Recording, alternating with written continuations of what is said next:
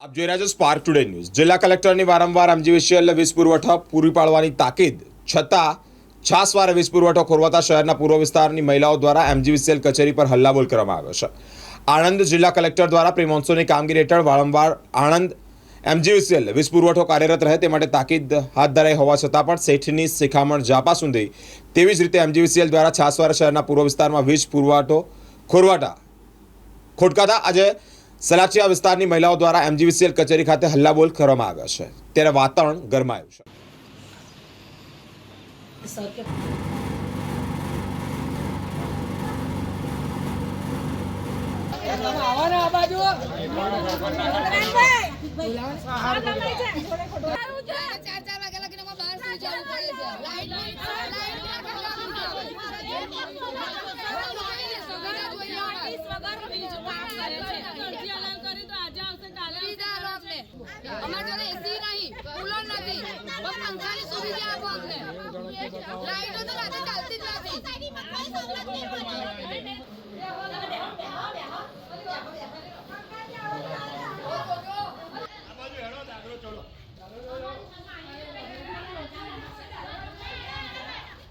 રોશનબેન સિરાજભાઈ મારું નામ છે।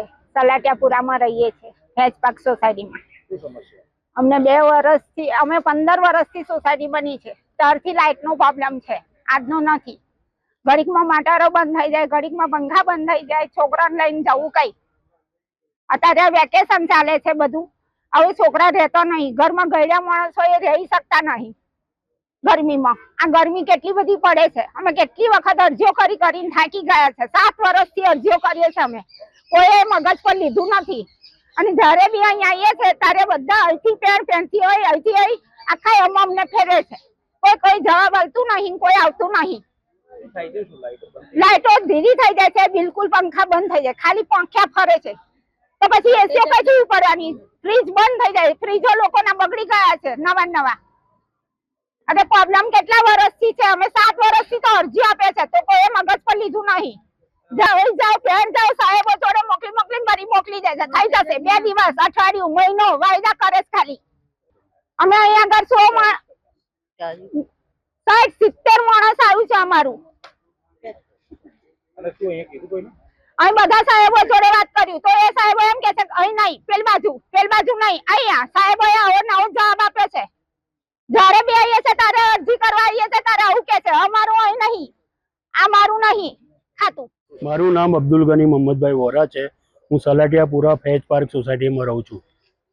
અમે અહીંયા વોલ્ટેજ વિશેની અરજી અપાયા છે, એ જે અગાઉ અમે 2017, 2019, 2022, 2024 અત્યારે હાલમાં બી આપી છે।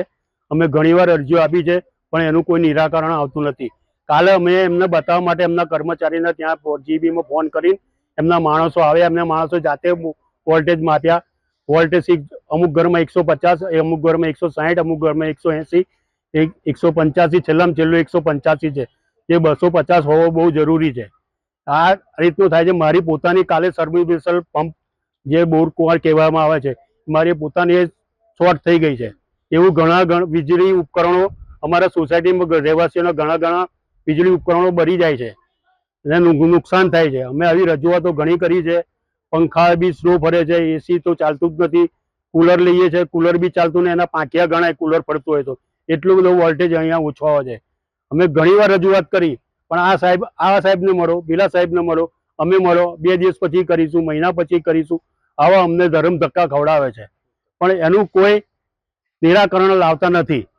બતાવો અમે અમારા કોમન પ્લોટમાં ડીપી મૂકવાની 2 વાર જગ્યા બતાવી, બસ એટલું।